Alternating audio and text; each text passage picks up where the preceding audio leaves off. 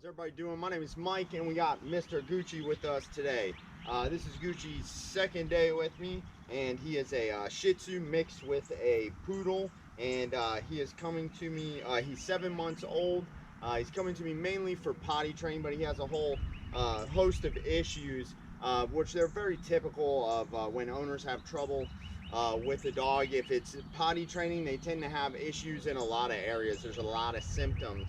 And what that usually comes from is a lack of leadership. So even though he's here for potty training, you'll see that, you know, on the leash, he pulls. Even though he's a small dog, you know, he'll pull in whatever direction that he would like to go in. So he is an intact male, so that means he still has his testicles. So that is something important to note. So we understand the dog has slightly more testosterone than a dog that is neutered. So you also know, since his body hair is real short, you can see a lot more of what's going on with him. So instead, if his hair was real long, it'd be kind of hard to notice how tense his body is. But you'll notice from this dog, he has a lot of tense body movement. So just because I put my hand near the dog does not mean they're allowed to lick or bite my hand or anything like that. So when I see a dog try to track my hand, I correct them immediately.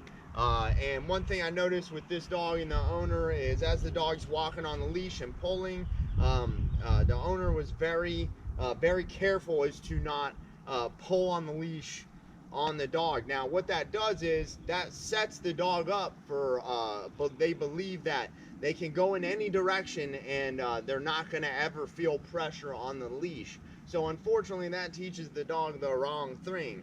What we're going to do right now is I'm going to teach the dog, and I've already done this with him, is and we're going to do it again, is I'm going to teach him to listen to the pressure of the leash. That's why you notice as we're just relaxing here, he's kind of like moving around wanting to do his own thing. Well, we want to teach the dogs from the start that when you're out here and I'm on the leash, you need to look for me. You need to watch what I'm doing instead of looking everywhere else and being excited. You need to calm down and pay attention to me. And the way we do that is, this is called a leash.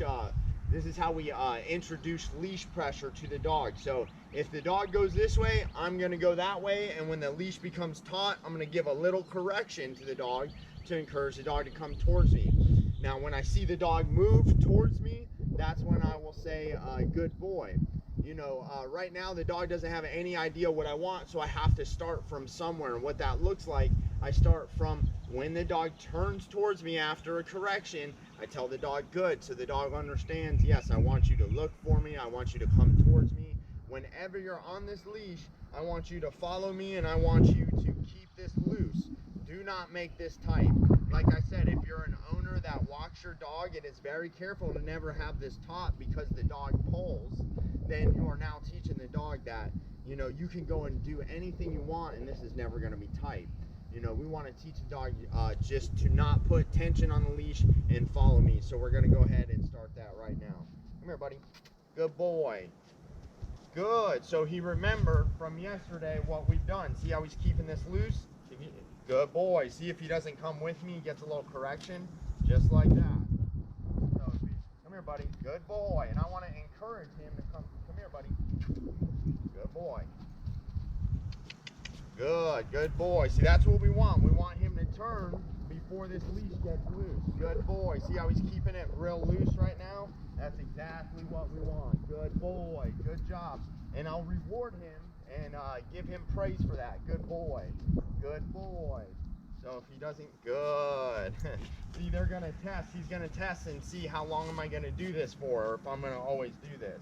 And you see how they kind of, it's kind of like frantically running around. That's just, you know, dogs, they only do what they're used to doing on a daily basis. So this is how he is used to walking on a leash, is kind of running in any direction he likes.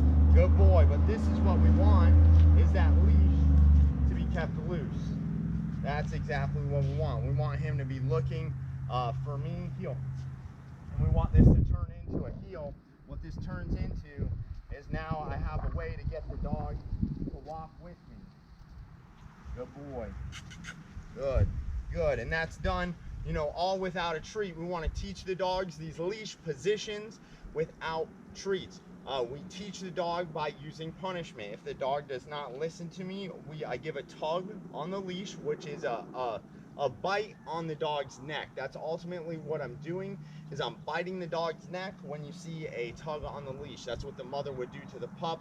That's what we are using to teach the dog where we want them when we are outside. And we want to continue to teach puppies without treats, and we want them to work for our praise. And to me, that is truly an organic way of training a dog. Using a treat is nothing more than bribery. What we use instead of a treat is my praise. So for example, come here, buddy. Good boy. Good. So every time I say good boy to him, that is his treat. Now, in order for that to be effective, typically when owners bring a puppy into their house, they just give praise just because the dog looks good. And we want to withhold praise and only give that praise out as a payment to the dog when they are doing what we want, when they are doing a good job. And that's how you are going to effectively train your dog, is with an effective reward that is on time. The same thing to deter the dog from behavior we don't want is an effective punishment on time for the dog. If you can get those two things, effectiveness and timing, with your dog or puppy, that is how they will learn what you want.